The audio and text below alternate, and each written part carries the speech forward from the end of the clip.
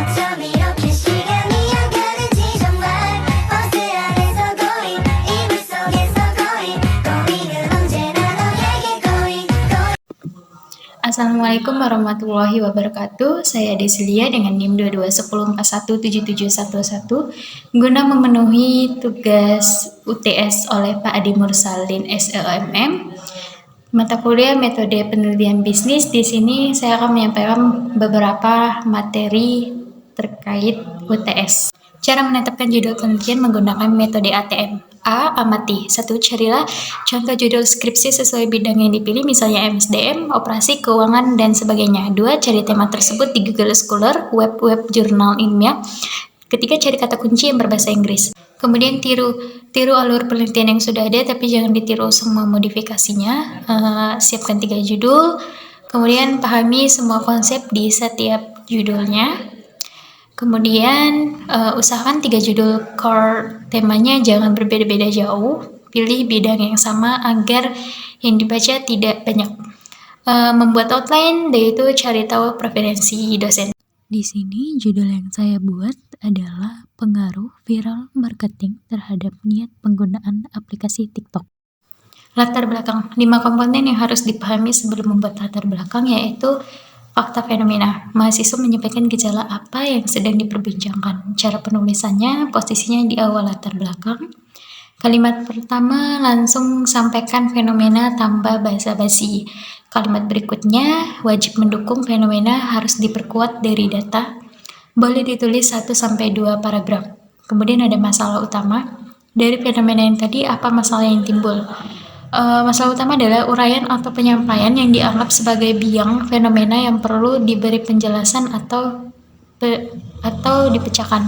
Cara penulisannya, posisinya biasanya di awal latar belakang atau setelah penjelasan fenomena.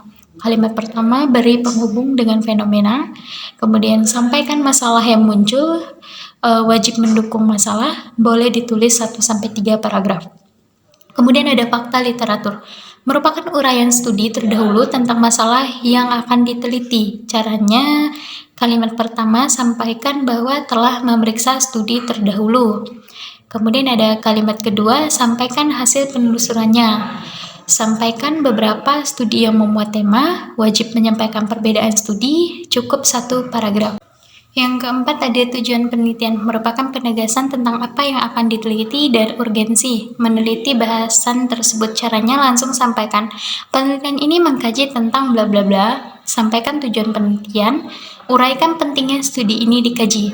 Yang kelima ada menyampaikan pentingnya penelitian yang dilakukan atau argumentasi, hipotesa hanya opsional. Kemudian ada rumusan masalah. Seringkali mahasiswa menyamakan rumusan masalah dengan pertanyaan penelitian, padahal itu merupakan 2 hal yang berbeda.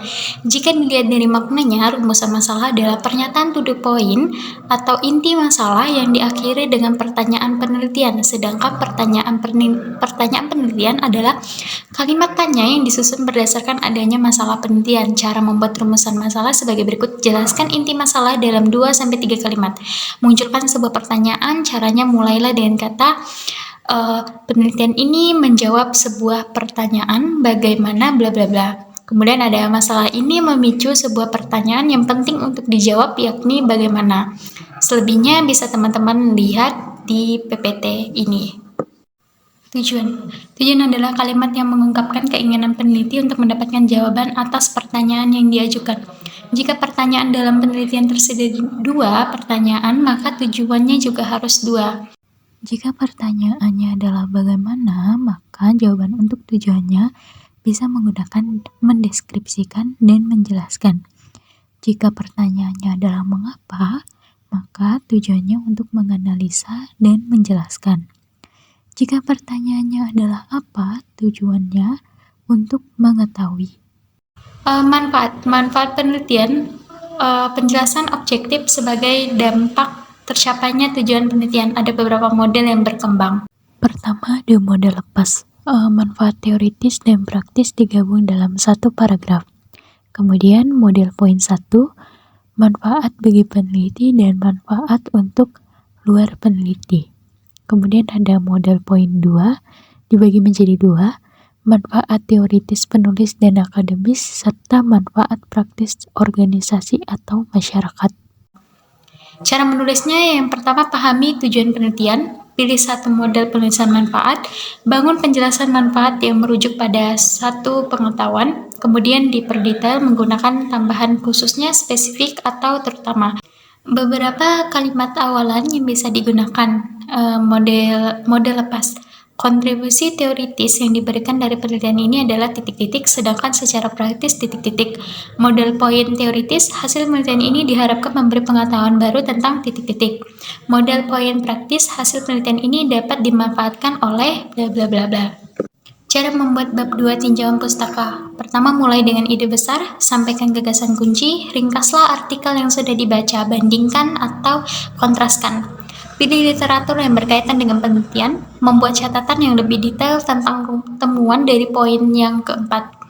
Garis bawahi aspek utama dari temuan di poin 5. Penelitian terdahulu dilakukan untuk menjawab permasalahan yang belum terjawab oleh peneliti.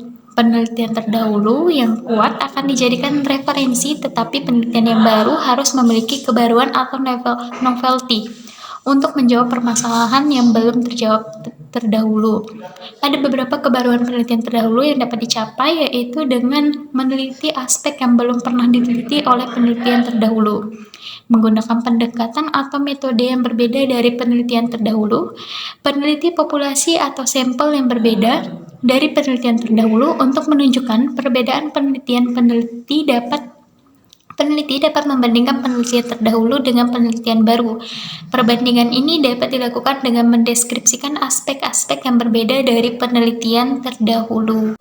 Kerangka pikiran, penjelasan sementara atas suatu gejala yang menjadi objek permasalahan yang akan diteliti dan biasanya ditandai dengan tanda panah untuk menjelaskan satu variabel dengan variabel lainnya. Ditulis berdasarkan tinjauan pustaka dan hasil penelitian yang relevan dan dukungan teori. Ciri-cirinya, bentuknya pernyataan minimal 3 paragraf, bergantung pada banyaknya variabel, dimulai dengan kata diduga, diperkirakan, usahakan tidak ada muatan teori, mengaruh pada rumusan masalah yang akan diangkat dalam penelitian. Cara membuatnya, tetapkan variabel secara terperinci, membaca buku atau sumber lainnya, deskripsikan hasil-hasil penelitian terdahulu, buat sintesa dan kesimpulan. Hipotesis adalah dugaan sementara yang ingin kita uji atau buktikan pada penelitian tersebut. Hipotesis biasanya diturunkan dari asumsi teori. Macam-macam hipotesisnya berdasarkan rumusnya. 1. Hipotesis kerja, H1 atau HA.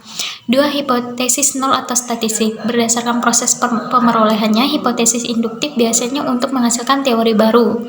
Hipotesis deduktif dirumuskan berdasarkan teori ilmiah yang telah ada. Ciri-cirinya, hipotesis harus menyatakan pertautan antara dua variabel atau lebih dalam satu rumusan hipotesis minimal terdapat 2 variabel.